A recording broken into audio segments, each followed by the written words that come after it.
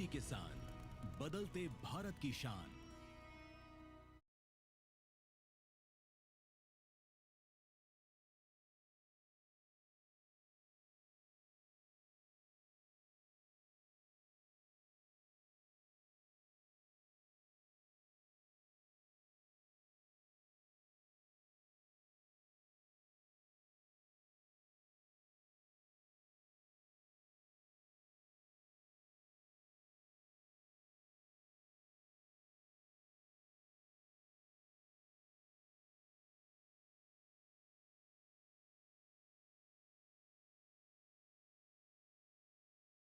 नमस्कार, आप देख रहे हैं खास मुलाकात और मैं हूं आपके साथ राधिका चौधरी। आज हमारे साथ खास मेहमान होंगे। बात गोवा की होगी, गोवा राज्य की होगी। कहते हैं कि गोवा वाकई में बहुत खूबसूरत है। यहाँ के इतिहास, यहाँ के कल्चर और यहाँ की संस्कृति को समझने के लिए आज हम बात करेंगे गोवा राज्य के सीएम प्रमोद सावंत जी से। सर, बहुत स्वागत, नमस्कार आपका। नमस्ते। अच्छा, प्रमोद जी, सबसे पहला सवाल जो मेरा होगा कि कृषि के क्षेत्र में उन्नति के लिए आपकी सरकार कौन कौन से कदम उठा रही है? सबसे पहले गोवा बोला तो सब लोगों को सन, सैंड और सी, पर्यटन ही दिखता है। हाँ।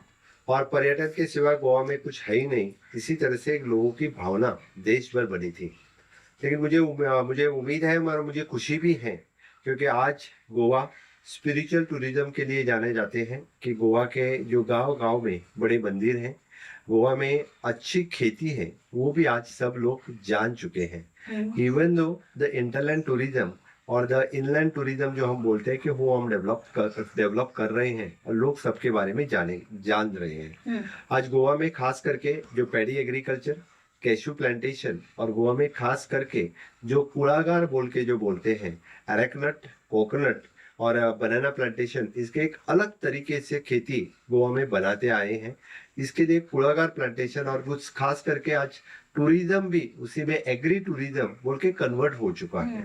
इसके लिए गोवा में इस तरह के ढेर सारे एग्रीकल्चर का प्लांटेशन गोवा में हो रहा है और उसको हमने हमारे स्वयंपूर्ण गोवा मिशन के अंतर्गत, it is agriculture is not only the जो ग्रो कर रहे हैं, लेकिन agriculture, fishy culture, horticulture, dairy culture, इनके साथ साथ में हम इंटीग्रेटेड एग्रीकल्चर जिसको बोलते हैं, एक साथ में करना, एक कंसेप्ट से गोवा सरकार आगे आ रही है। और केंद्र सरकार के सहायता से हम लास्ट 10 साल से जो एग्रीकल्चर प्रोड्यूस और जो पूरे देश में एग्रीकल्चर में सबसे बड़ी जीडीपी जो कंट्रीब्यूट कर रहे हैं, तो अभी गोवा में भी एग्रीकल्चर में कंट्रीब्यूट करने लगे। जी।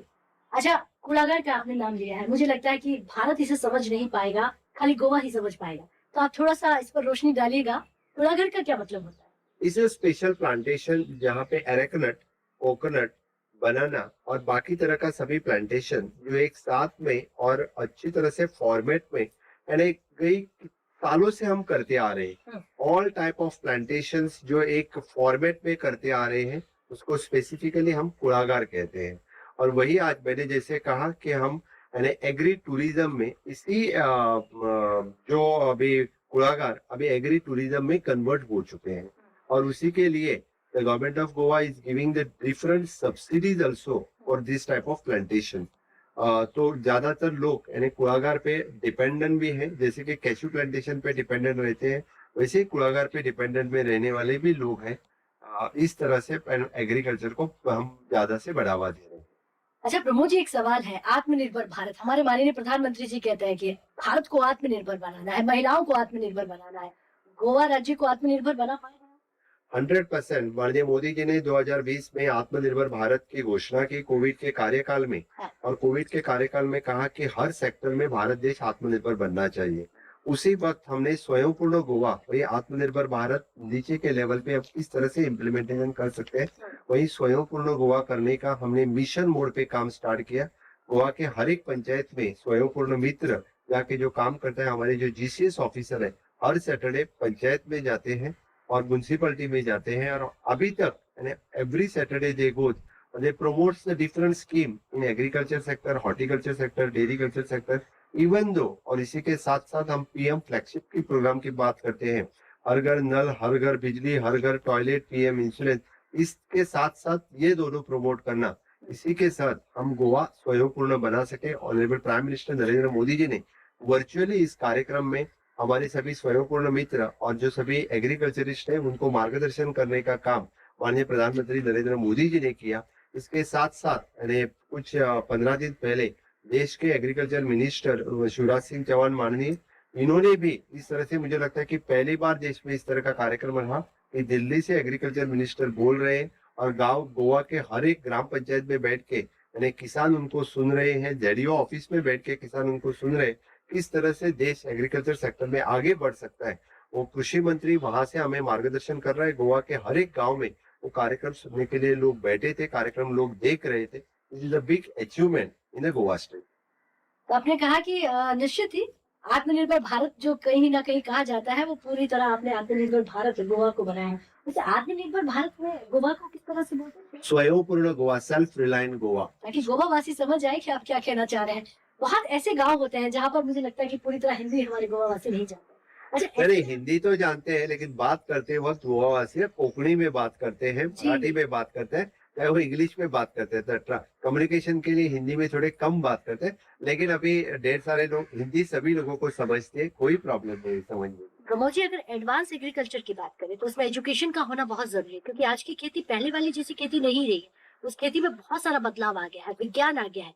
तो आप इसे बढ़ावा देने के लिए और क्या कुछ कर रहे हैं कि ताकि हमारी गोवा की जो जनता है, गोवा के जो अन्नदाता है, वो एडवांस खेती कर पाए?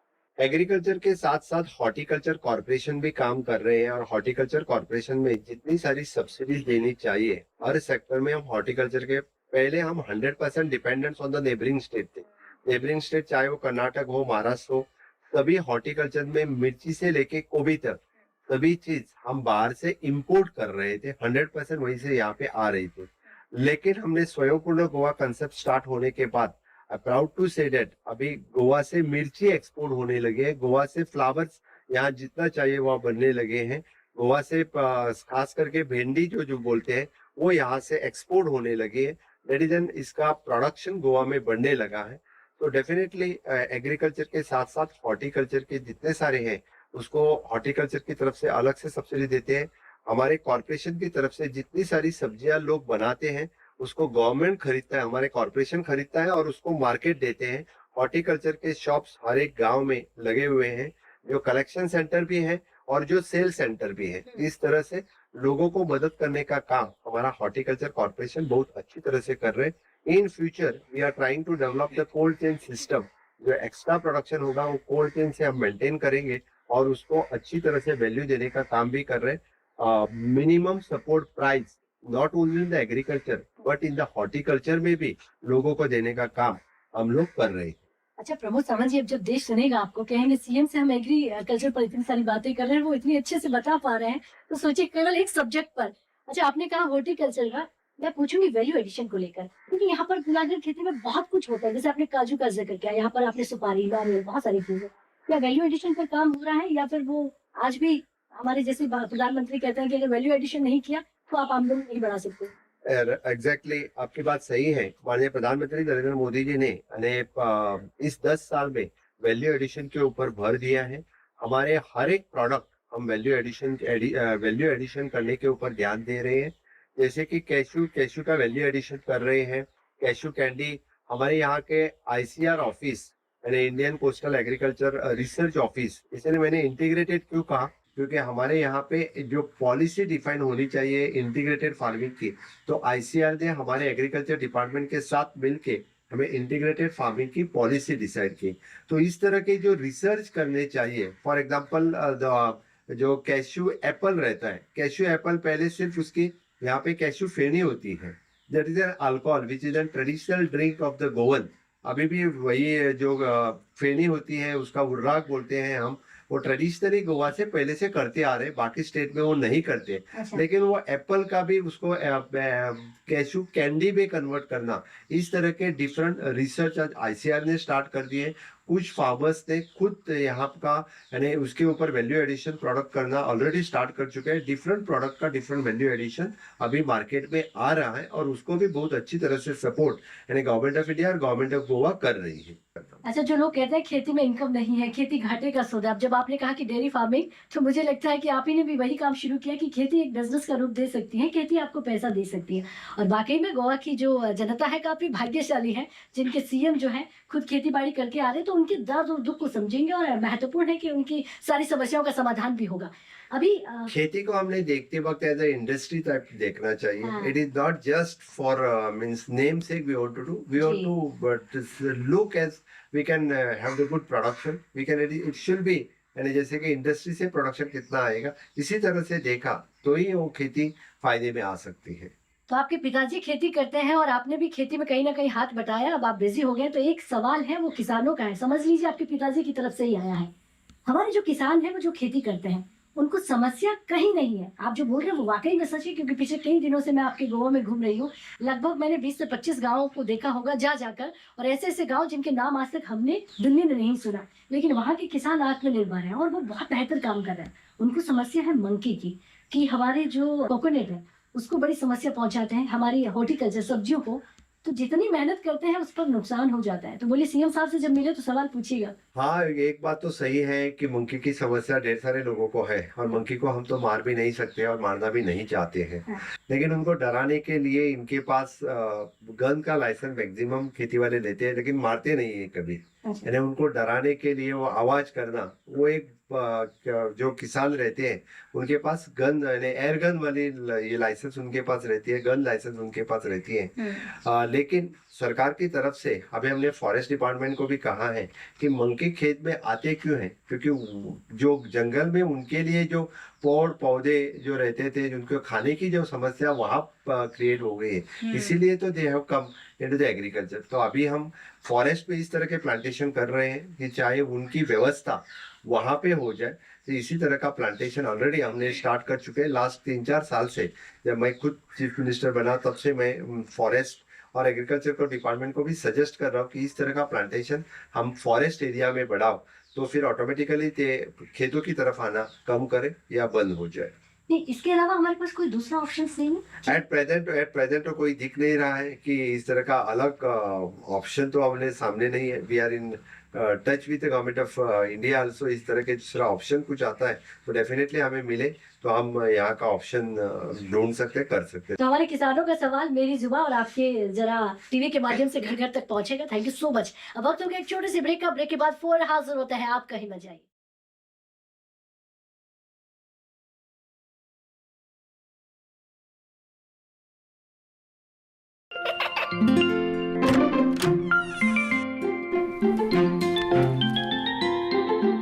ये क्या हो रहा है?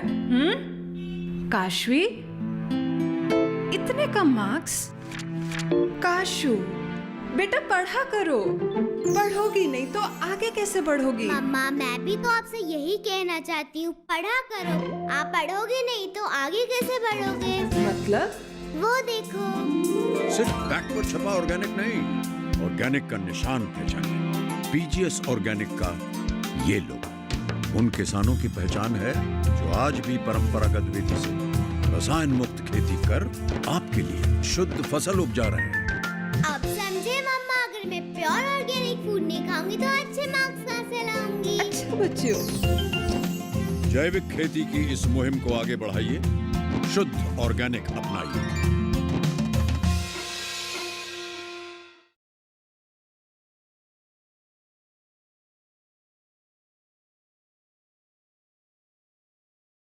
ब्रेक के बाद बहुत स्वागत। चर्चा को आगे बढ़ाते हैं और खास मेहमान देखिए गोवा के सीएम हमारे साथ है, तो ढेर सारे सवाल होंगे, जनता की वो बातें जो सीएम साहब खुद जवाब हैं। पर एक सवाल मेरा है कि हम अलग अलग राज्यों से देखते हैं कि पद्मश्री राष्ट्रपति अवार्ड निकल कर आते हैं, मन की बात में भी उनका नाम लिया जाता है। क्या गोवा से कोई ऐसा एग्जाम्पल है जो आप हमें बताएं यहाँ से भी? क्योंकि गोवा को आपने स्टार्टिंग में बताया वैसा ही देखते हैं लोग। हमें गर्व है कि पहली बार गोवा में किसी एग्रीकल्चरिस्ट को पद्मश्री दिया गया. श्री संजय पाटिल जो हमारे मेरे नजदीक वाले विलेज में रहते हैं हावेवेरे, वहां से उनको पद्मश्री स्पेशली फॉर द खेती के लिए, और वो भी खेती जो मैंने कुड़ागर जो कहा आपको, वही कुड़ागर के लिए उन्होंने जिस तरह का सिस्टम डेवलप किया है वहां पे खेती में, और वही नैसर्गिक खेती वो खुद कर रहे हैं, उनको श्री संजय पाटिल को पद्मश्री मिला. गोवा के not only of the Sanjay Patil but Goa के सभी किसानों का बहुत बड़ा सम्मान यानी केंद्र सरकार ने किया और राष्ट्रपति के हस्ते उनको पद्मश्री जो मिला वो बहुत बड़ी गर्व की बात है। बाकी किसान भी उनसे इंस्पायर होके अभी खेतों में काम करने लगे। ढेर सारे लोग अभी उनकी खेती देखने के लिए वहां जाके एग्जैक्टली उन्होंने क्या किया है वो देखने के लिए वहां जाते हैं। आपने बिल्कुल सही कहा संजय पाटिल जी कि वहां पर मैं जाकर आई, मैंने पूरे खेत को उनका देखा और वो बहुत कुछ अलग कर रहे हैं। कूड़ाधार खेती कर रहे हैं, उसमें उन्होंने बहुत सारी चीजें की, लेकिन उन्होंने प्राकृतिक खेती पर ध्यान दिया है। माननीय प्रधानमंत्री जी ने अभी समय पे ध्यान दिया, लेकिन वो कह रहे हैं कि स्टार्टिंग से ही मैंने देखा था कि प्राकृतिक खेती की ओर जाना पड़ेगा हमें। और दूसरा मैंने आपका देखा कि यहाँ की धरोहर को बचा रहा है, यहाँ की कला और संस्कृति को, इस पर कोई काम हो रहा है? जी हाँ, आपने बात सही कही। जैसे कि एग्रीकल्चर के साथ साथ कल्चर को बढ़ावा देना भी हमारा काम रहता है। यहाँ की कावी आर्ट जो सागर मुड़ी बोल के जो है कावी आर्ट जो लुप्त हो चुका था उसको फिर एक बार रिवाइव करने का काम यानी हमारे जैसे सागर मुड़ी जैसे कलाकारों ने किया है। इस तरह के कलाकार डिफरेंट कल्चर हम प्रमोट कर रहे हैं, उसी के साथ साथ वो भी हम प्रमोट कर रहे हैं। उसके लिए जीआई टैगिंग के लिए भी सरकार ने मांग की है। There is a special art of the Goa. जी, गृहिणियों को सशक्त बनाने के लिए आपने गृह आधार योजना शुरू की है। क्या है ये योजना और गृहिणियों को इसमें किस तरह से लाभ मिल सकता है? आपकी बात सही है। सबसे पहले कि महिलाओं को सशक्त बनाने के लिए हमने गृह आधार योजना खास करके महिलाओं को जिनका इनकम बिलो 5 लाख है उनको 1500 एवरी मंथ उनके अकाउंट पे डायरेक्टली हम उनके अकाउंट पे उनको पैसे दे देते हैं। यानी कम से कम अभी 12 साल से 2012 से ये योजना स्टार्ट हुई थी, तब से लेके आज तक ये योजना अभी भी वैसे ही चालू है। हम दयानंद सामाजिक सुरक्षा योजना जो सीनियर सिटीजन को देते हैं इनको 1500 देते हैं। Almost more than 3 lakhs of the population we are giving this type of scheme. Of course Goa का पॉपुलेशन 16 lakhs है, गोवा के वोटर्स 12 लाख है। 12 लाख में से 3.3 lakhs वोटर्स ऑलरेडी इस तरह की स्कीम जो गोवा के लोगों को सपोर्ट करने की और अपनी बहनों को सपोर्ट करने की योजना गोवा सरकार चला रही है। आपने वायनाड की घटना को गोवा के लिए आई ओपनर कहा है। आपकी इस टिप्पणी के पीछे क्या वजह है और वायनाड जैसी घटना गोवा ने होकर इसके लिए आपकी और क्या सुझाव है? केरल हमारे बाजू वाला राज्य है और केरल एक सेम थिंग। केरल में जिस तरह का कल्चर है, जिस तरह के एनवायरमेंट है, समुंदर के पास स्टेट तो उसके पास जो वेस्टर्न घाट तो वो सेम है। तो वायनाड की इंसिडेंस होने के बाद हमारी डिजास्टर मैनेजमेंट अथॉरिटी ने और खुद मैं चेयर कर रहा हूँ उसकी मीटिंग ली और मीटिंग लेने के बाद हमने सबको इंस्ट्रक्शन दिया है इस तरह का जिस तरह की वायनाड में घटना हुई है गोवा में नहीं होनी चाहिए। We want to take the precaution, तो we have given the instruction for all the department. जो सभी डिपार्टमेंट ने यानी इस तरह की प्रिकॉशंस पहले से लेना चाहिए क्योंकि इस तरह का इंसिडेंट यहाँ पे न हो जाए। अच्छा प्रमोद जी, आपने बताया कि गोवा वार्षिक भारत ऊर्जा के सप्ताह का स्थान आयोजन होगा। इस तरह के अगर आयोजन गोवा में होते हैं तो किस तरह का लाभ जो है हमारे गोवा वासियों को मिल सकता है, आम नागरिकों को मिल सकता है? आपने ऊर्जा की बात की तो प्रधानमंत्री पीएम सूर्यघर योजना हो या बाकी सभी तरह से हम हमेशा के लिए इस तरह के कार्यक्रम हमारे जो इलेक्ट्रिसिटी डिपार्टमेंट की तरफ से हम मना रहे हैं। तो पीएम सूर्यघर योजना और मुफ्त बिजली योजना हमने गोवा ने लॉन्च की है और मुझे पूरी उम्मीद है कि अच्छी तरह से इसका इम्प्लीमेंटेशन गोवा में हो जाएगा। प्रमोद जी, अगर हम पूरे राज्य की बात करें, गोवा की बात करें, तो हर घर ऊर्जा पहुंचाने का जो हमारा संकल्प है तो किस तरह से ये काम कर रहा है? क्या इसके लिए भी कोई योजना बनी हुई है? गोवा ये पहला राज्य होगा जिसमें हर घर बिजली हो, हर घर जल नल से जल हो, हर घर टॉयलेट हो, सभी योजना सब तक पहुंचाने वाला राज्य कोई पहला है तो गोवा राज्य है जो 100% इस तरह की स्कीम की इम्प्लीमेंटेशन करने वाला राज्य। नॉट ओनली दिस पर मैं तो बात करता हूँ क्योंकि वेस्ट मैनेजमेंट में सबसे अच्छा काम करने वाला राज्य कोई भी हो तो प्राउडली मैं कहूंगा कि वो गोवा राज्य है। सॉलिड वेस्ट मैनेजमेंट प्लांट जो अच्छी state of the art facilities हमने अवेलेबल किया है और even though the biomedical waste management plant अच्छी तरह से हमने आयोजित किया है। हम अभी इंडस्ट्रियल वेस्ट ट्रीट कर रहे हैं तो STP sewerage treatment plant ETP यानी इंडस्ट्रियल वेस्ट ट्रीट करने के लिए ई वेस्ट ट्रीट करने के लिए और इवन दो नाउ द एग्रीकल्चर वेस्ट जो लोग एग्रीकल्चर वेस्ट बोल के फेंक रहे वो भी हम इकट्ठा करके उसका भी जो वेस्ट ट्रीट करके वेल्थ में यानी कन्वर्ट करने के लिए हमारी कोशिश ऑलरेडी चालू हो गई है। जो ब्लॉक जो रहते हैं मड ब्लॉक की तरह से वेस्ट ब्लॉक तैयार करके बॉयलर को देने का काम सरकार की तरफ से हो रहा है। इसलिए कुछ भी चीज वेस्ट नहीं हो रहा है, including the agriculture waste will collect it and will give it for the boilers after converting into the block. जी, इतना कॉन्फिडेंस के साथ आप बता रहे कि गोवा भारत का पहला राज्य है जहाँ हर घर नल से जल या हर घर नल, हर घर सड़क जो है पहुंची है। अच्छा, सड़क भी पहुंची है। 100%। उसकी तो बात ही नहीं है कि गोवा जैसे छोटे राज्य में कौन सा भी गांव छूटा नहीं जहाँ पे सड़क नहीं है। जी। अच्छा, गोवा एक शानदार पर्यटन स्थल है। गोवा को हर कोई खूबसूरती के लिए जानता है। पर्यटन को और मजबूती देने के लिए आपकी सरकार क्या कर रही है? क्योंकि ज्यादा से ज्यादा अगर पर्यटन यहाँ पर आएंगे तो हमारे गोवा वासियों को और ज्यादा रोजगार मिल सकता है। पर्यटन को बढ़ावा देने के लिए हमेशा के लिए यहाँ का इंफ्रास्ट्रक्चर क्रिएट करना और द डिफरेंट पर्यटन को और ज्यादा स्कोप देना, ये दोनों काम हमारी सरकार कर रही है। अभी 5 सालों में हमने पर्यटन को बढ़ावा देते वक्त यहाँ का रोड इंफ्रास्ट्रक्चर, यहाँ का मेडिकल इंफ्रास्ट्रक्चर के साथ साथ टूरिज्म इंफ्रास्ट्रक्चर को जितने बोलते हैं, basic facilities at all the beaches, even though हमने जो एक्चुअली कन्वेंशन सेंटर जैसा सेंटर अभी स्टार्ट करने के लिए ऑलरेडी गया है, जो माइस टूरिज्म को बढ़ावा देते हैं। इसी तरह से जो टूरिज्म पॉलिसी हमने नई फ्लोट की, यहाँ पे शेक पॉलिसी जो रहते हैं, क्योंकि लोग जो फॉरेनर्स आते हैं वो समुंदर को देखते हुए समुंदर पे रहना पसंद करते हैं, इसलिए इस तरह के शेक्स आपको और कहीं नहीं दिखेंगे, लेकिन that will only in the state of Goa. इसी तरह से टूरिज्म को हम डिफरेंटली बढ़ावा दे रहे हैं, डिफरेंट टूरिज्म पॉलिसी लॉन्च करके ज्यादा से ज्यादा फॉरेन और ज्यादा से ज्यादा इंडियन टूरिस्ट गोवा में आए और यहाँ का टूरिज्म का लाभ। इतने सारे हमने आपसे सवाल पूछे और जवाब मुझे लग रहा है कि हर घर तक पहुंचेगा और जब पूरा देश सुनेगा तो वाकई में प्राउड करेगा कि हमारे पास आज ऐसे सीएम है जो खुद खेती बाड़ी से निकल कर आते हैं और हमारी समस्या को समझते हैं। लेकिन खेती जो है पहले वाली खेती नहीं रही है, जो हमारे दादा परदादा जो हमारे पूर्वज करते आए हैं कि जब भी बारिश हुई तो उन्होंने बीज फेंक दिया है, खाद डाल दी है। लेकिन आज जो खेती है वो विज्ञान वाली खेती हो गई है। तो इसमें आप विज्ञान को और बढ़ावा देने के लिए, एग्रीकल्चर में एजुकेशन को बढ़ावा देने के लिए आपकी सरकार क्या करे? जैसे आपने कहा कि एडवांस एग्रीकल्चर होना चाहिए, तो एडवांस एग्रीकल्चर होना चाहिए तो एट प्रेजेंट गोवा में एग्रीकल्चर कॉलेज नहीं था, गोवा में वेटरनरी कॉलेज नहीं था। अच्छा। तो इसी को बढ़ावा देने के लिए हमने एग्रीकल्चर कॉलेज ऑलरेडी गोवा में स्टार्ट किया। वेटरनरी कॉलेज हम नेक्स्ट ईयर से स्टार्ट कर रहे हैं। Even though BSc in fisheries वो भी हम उससे नेक्स्ट ईयर स्टार्ट करने वाले हैं। तो इसके साथ साथ रिसर्च को भी बढ़ावा देना बहुत ही जरूरी है, इसीलिए हमने यूनिवर्सिटी के साथ टाइप करके हमने रिसर्च लेबोरेटरीज ऑलरेडी यूनिवर्सिटी में स्टार्ट किए हैं। और हमें ज्यादातर इसका फायदा जो मिलता है रिसर्च करने वाला, जैसे मैंने कहा कि आईसीआर से मिलता है, तो हर तरफ हमने एग्रीकल्चर जो फार्मर है उसको डायरेक्टली आईसीआर से जुड़वाना, इसका काम हमने किया। यहाँ की जो कपिला गाय थी, यहाँ की श्वेत कपिला इंडियन जो गोवा की गाय बोल के जानी जाती है, इसके ऊपर रिसर्च करके उसको मिल्क बढ़ाने के लिए उसका काम हमारे आईसीआर ने स्टार्ट किया है। मैंने जैसे कहा कि एग्रीकल्चर, हॉर्टिकल्चर, फिशिकल्चर, डेयरी कल्चर, तो गोवा भी एक टूरिस्टिक स्टेट होने से इसकी डिमांड तो गोवा में बहुत ही बढ़ती है। इसके लिए आईसीआर ने डिफरेंट टाइप्स यहाँ का जो मीट है, यानी वो मीट को भी बढ़ावा देने के लिए इसके ऊपर भी रिसर्च यानी आईसीआर ने स्टार्ट किए हैं।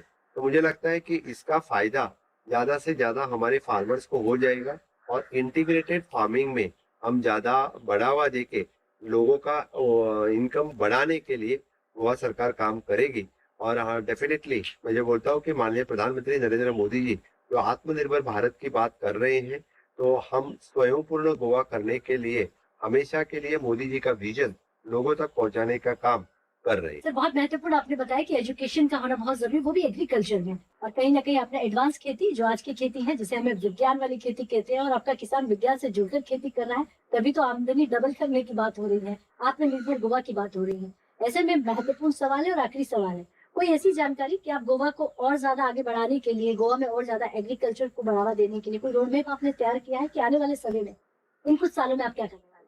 जी हाँ, हमने विजन डॉक्यूमेंट जैसे कि ICR, integrated farming, agriculture, animal husbandry, fisheries, इन सबको मिलके इंटीग्रेटेड फार्मिंग किस तरह से हो सकता है, इसका शॉर्ट टर्म और लॉन्ग टर्म इसका विजन प्लान रेडी किया है।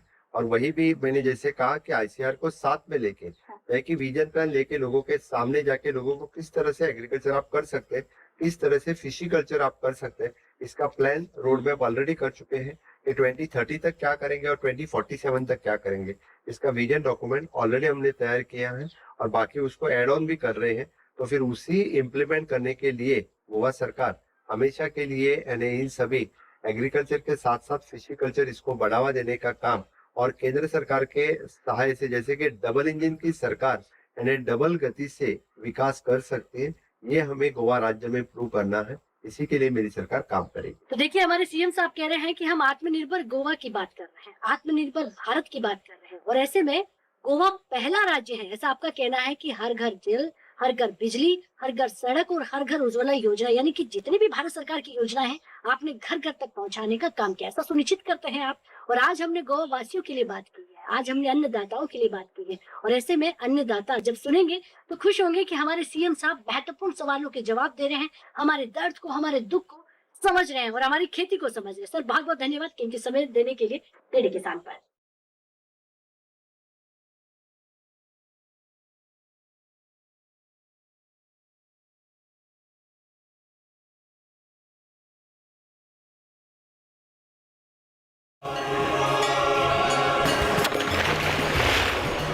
क्या हुआ हनुमान? तुम इतने चिंतित क्यों दिखाई दे रहे हो? मैं तो प्रभु श्री राम के दर्शन के लिए आया था। प्रातः काल में कहाँ चले गए प्रभु श्री राम? इस समय तो सेतु का निरीक्षण करने आते थे। चारों दिशा में उनका पता लगाओ हनुमान। मैंने बार बार कहा है कि श्री राम की सुरक्षा अति महत्वपूर्ण है। संकट मोचन हनुमान, सोमवार से गुरुवार शाम 7 बजे डीडी नेशनल पर। फौजी की एक ही सोच, एक ही धर्म, एक ही कर्म। आपका देश, हमारा देश, अपना देश, ये भारत देश।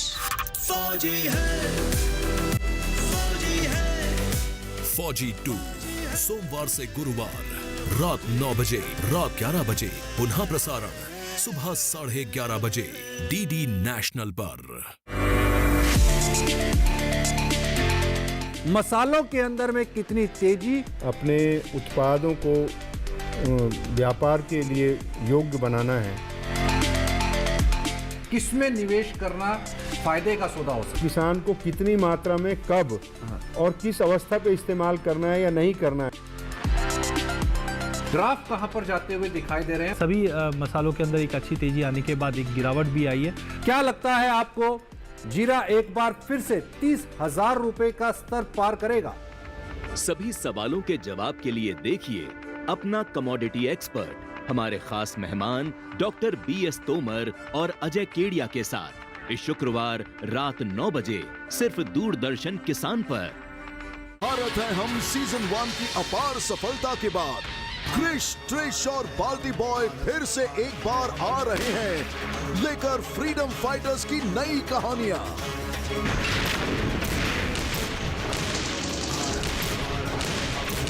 करो और मरो, इनकलाब जिंदाबाद। भारत है हम का सीजन 2 लेकर आ रहे हैं हर रविवार सुबह 11 बजे दूरदर्शन पर।